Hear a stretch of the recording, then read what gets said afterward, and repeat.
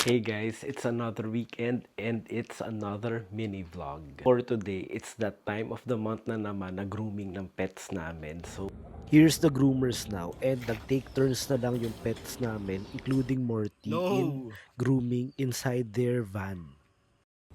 As a 5-month-old puppy, Oreo is very curious and playful. Yun nga lang, hindi siya trip kalaro nung cat ko na si Morty and si Cedric, yung big dog namin. Hey guys, so done with our pets grooming na sinupervise ko lang and ako nag-walking na rin ako sa labas para exercise, para productive na lang din yung activity natin kaysa nag-iintay lang ako na nakaupo or nagfo-phone or nag-iPad nanonood ng kung ano-ano.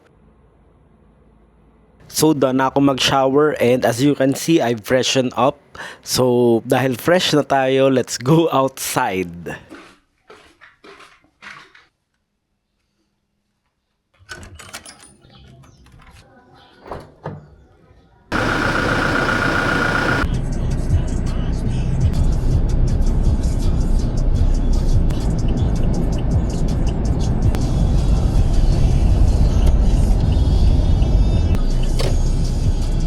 Kita nyo naman, kanina makulimlim sa labas. So, let's go and sana hindi tayo maabutan ng ulan. Quick disclaimer nga lang pala, yung mga grocery ko for today is not the grocery of our family or the grocery of our household. Iba yung grocery namin versus yung grocery ko na just for myself lang.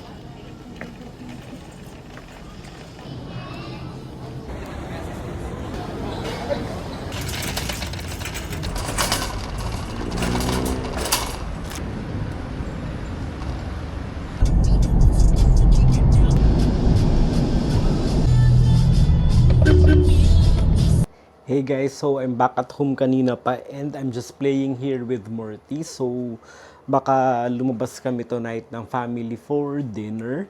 So let's see and play muna tayo with Morty. So kumusta naman yung feeling ng bagong groom?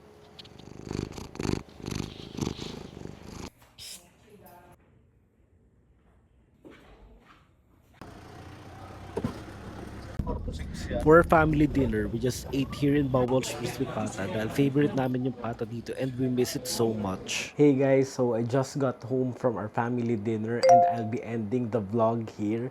So, see you on more mini vlogs or more weekends kasi weekends lang naman talaga ako nagbi-mini vlog. Bye!